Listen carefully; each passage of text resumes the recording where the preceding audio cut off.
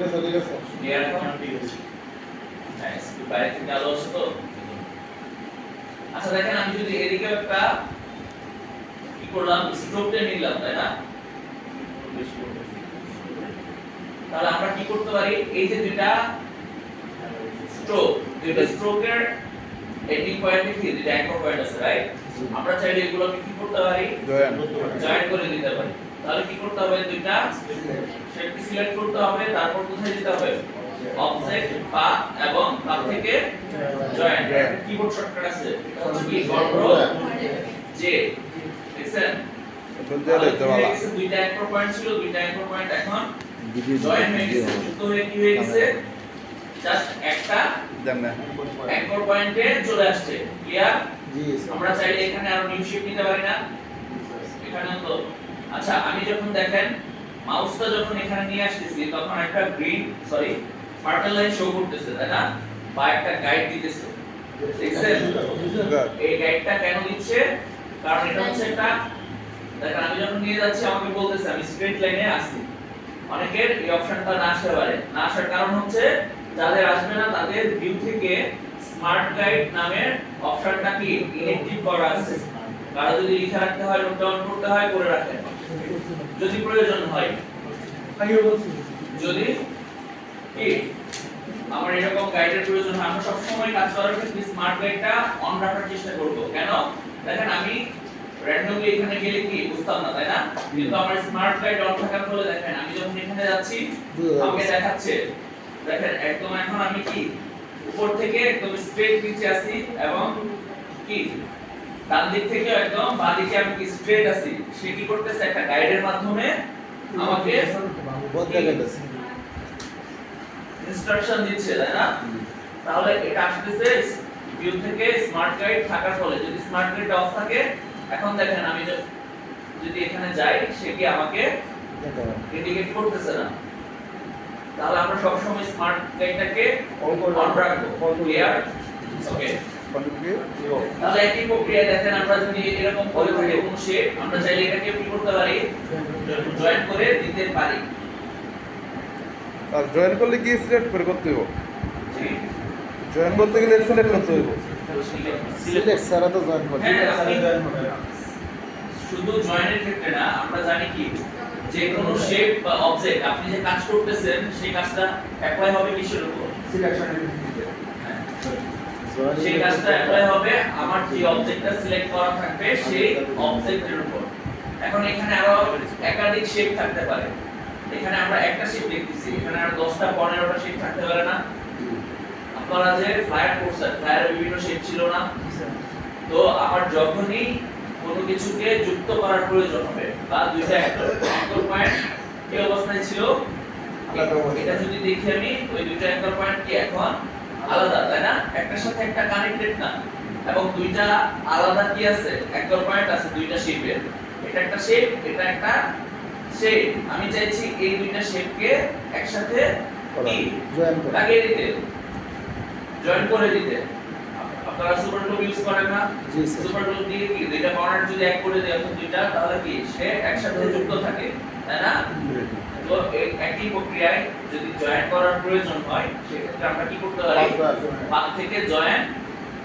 আমরা ব্যবহার করতে পারি। তাহলে জয়েন ক্লিয়ার? ওকে তারপর কি লিখছিলাম আমরা দেখি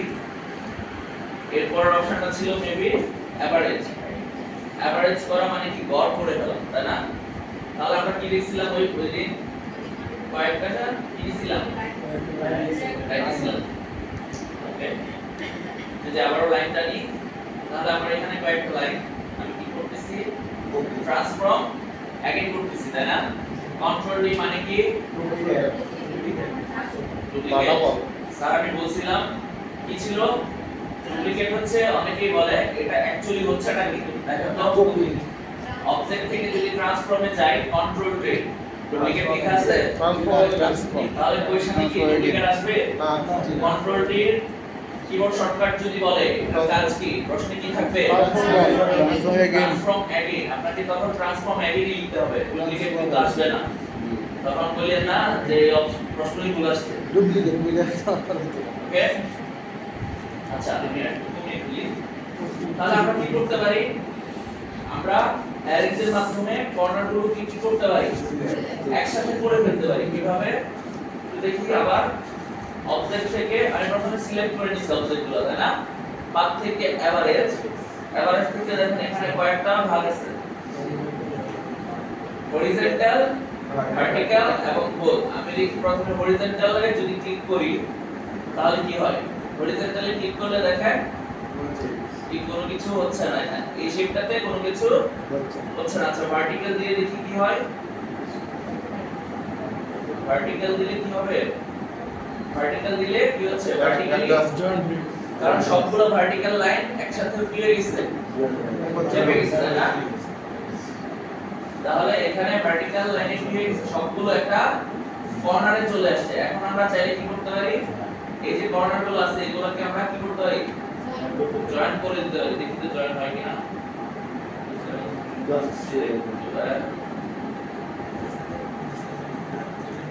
ও আচ্ছা জয়েন করতে হলে কি দেখাচ্ছে আমাকে দুইটা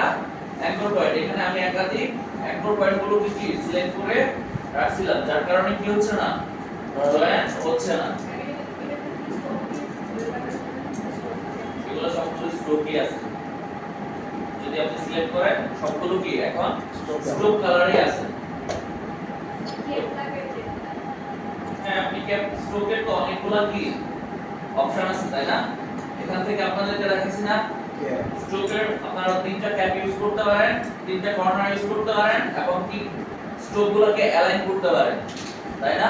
স্ট্রোকের আলাদা একটা প্রপার্টিজ আছে আমরা এই সম্পূর্ণটা আলোচনা করি নাই জি স্যার করছি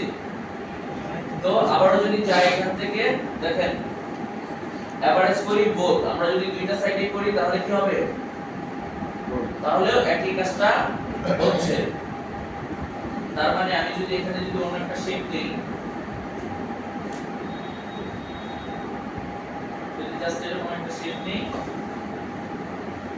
এবং এটাকে যদি আমি একটু রিফ্লেক্ট করে দিই আপনারা রিফ্লেক্ট করতে পারেন একটা শেপকে রিফ্লেক্ট কিভাবে করতে হয় বলেন ট্রান্সফর্ম থেকে রিফ্লেক্ট তাই না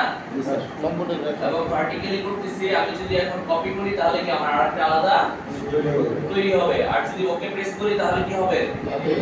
তাহলে যে শেপটা ছিল ওই শেপে কি ট্রান্সফর্ম অ্যাপ্লাই হয়ে যাবে তাহলে আমার এখন প্রয়োজন একটা কপি করে নাও একটা পাতার মতো হচ্ছে তাই না একটু দূরে রাখি তাহলে বুঝতে সহজ হবে তাহলে এখন আমার কি এই শেপটাকে যদি সিলেক্ট করি এবং দেখেন আমার এখন প্রয়োজন কি এই দুইটা অ্যাঙ্কর পয়েন্টকে কি করা এভারেজ করে একটা স্থানে নিয়ে আসা মাঝামাঝি যেন আমি এটাকে কি করতে পারি জয়েন করতে পারি তাহলে অবজেক্ট থেকে যেতে হবে কোথায় পাথ এবং পাথ থেকে এভারেজ এখন আমাকে